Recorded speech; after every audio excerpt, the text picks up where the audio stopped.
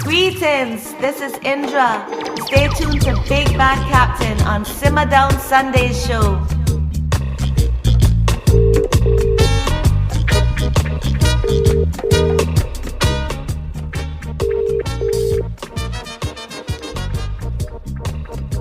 Evening. Greetings. Gonna say greetings reaching out to you, Indra. Greetings, Indra. Yes, I can hear you loud and clear. Okay, cool. Yeah, greetings. How are you? Greetings, Indra. Can you hear me your side? Yeah, I can hear you. All right then. So, blessings reaching out to you, Indra. You're live on www.skylineradio.org.uk. Welcome to Skyline Radio. Indra, tell us where you're hailing from right now. Well, now I'm in Redding, but actually from Barbados. I'm in Redding right now. And you're actually for a little bit. You're actually from Barbados. Yeah, I live in Barbados, but in Redding for a little bit. Okay, so you're on a little vacation right now. Musician. Musician. Yeah, I mean, I take a lot of nature walks, but getting ready to release the album that these same songs are on. Okay, so where did it all start off for Indra?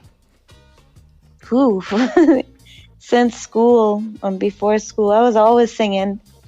And I used to sing with two sisters since we were in school. I was always singing and then doing the normal like school competitions. Went college briefly and we were kind of more known for our harmonies and stuff, just always singing. And when we were in college, we were just like a little feature act and stuff, sometimes in nightclubs and with a reggae band. And then we got to meet Eddie Grant, and we were doing a lot of background vocals, recording background vocals for other artists. And then some of the group, like, they went away, so it was just me on my own. So I was still recording background vocals. I always been recording background vocals a lot, and writing my own original music, and just in my home studio. But when I stayed with Eddie Grant, he did 2 albums for me, and because I mostly came from acoustic music, that was my playing the guitar and doing like message music. That was my vibe. And then like I said, I was like everybody's background vocalist. Had a couple touring opportunities doing background vocals again, and just always used to be recording my music. And it kind of started to grow for me when I went to Jamaica. That's when more my acoustic kind of people started recognizing, I guess, my songwriting gift. And then like my first reggae tracks kind of were born from Jamaica when I was in Jamaica. So how long has this been? My whole life. Well, how long is that? Is it 10 years, 20 years, 5 years? No, man. Nah, man, this is decades. This is my whole life, literally. Okay. I've always been singing from I was a girl, so you don't want to put a number on it. Nah, this not the time and place. There's a time for that, but I just don't feel led to think. It's just literally as long as I know myself. You've been doing music. I've been singing, yeah. Okay. So we come to this EP. So what? How long did it take you to put this EP together? Last year, I started probably around March. Around then I started writing. Well, I was writing some songs to do like an acoustic album at first, and then Chris Chemist and I were talking. Obviously, I was still in Barbados, and I used to do background vocals for his label, and so I was working on a little acoustic project, and we had an exchange going on, guitar for background vocals kind of thing. And then he kind of started like believing in songs that he didn't really know that I was, I guess, a solo artist in that kind of way. So then from last year, April, when I came up, then we started working on the album. And from since then, probably up till a couple months ago now, it's like listening to the mixes and the masters and fine tuning everything, but it's like soon ready to come out the gate. So soon ready. So how did you come up with a name for the EP? Wake Up Call. Well, the last year EP was Wake Up Call, but the album coming out is Kingdom Call. Okay. But so you mean Wake Up? You mean Kingdom Call? Wake Up Call. Okay, well, Wake Up Call.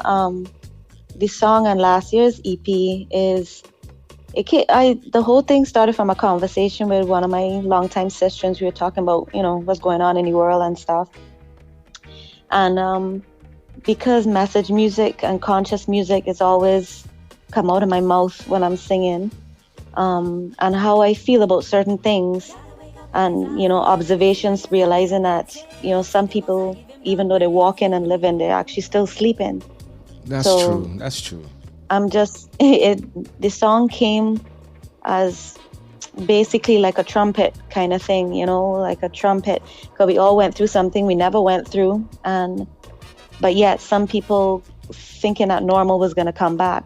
So I find that sometimes people hear, even if they're not really studying, but they hear more or receive better in music. So a conversation might be hard to hear, but if you hear the song and you like the music, you'll still be listening to the message without fighting with the sender. Most Wake Up Call was just a gentle way of saying, wake up. Wake up, no, sleep. So on the EP, we're going to play a track called Crying Out. I want you to just introduce that before, and then we'll get back to the interview. Can you introduce Crying Out to the people? Yeah, well, greetings and enough love to everybody listening. This song is really for the children of the world, the ones that got homes and the ones on the streets, the unseen but not forgotten. So this song is called Cry Out, and it's just for us to remember, and pray for them and uplift and help when we can the next generation, the little ones, because as we suffer, we go through different things. You gotta think about the smaller ones, the little ones. So this one is just asking all of us to remember and reach out to the little ones, the next generation, crying out. Respect. This is the sounds of INDRA track entitled Crying Out. You just heard her introduce it. This is the sound Crying Out. Precious is life, though it's a battle for the mind. In this world, no matter the time, take a breath, 'cause you're blessed, too blessed to be stressed. Yeah. Sound your voice, brother, amidst all the constant noise. Sister, shine a light on a cold, cold world, hungry for love. They're crying out, hungry, hungry, hungry for love. Crying out, what we need is love. They're crying out, So INDRA, so what do you think of the state of reggae music right now? Because a lot of people are saying that that the positive message is struggling to come across, and there's a lot of negative messages in the music at the moment. What's your take on that?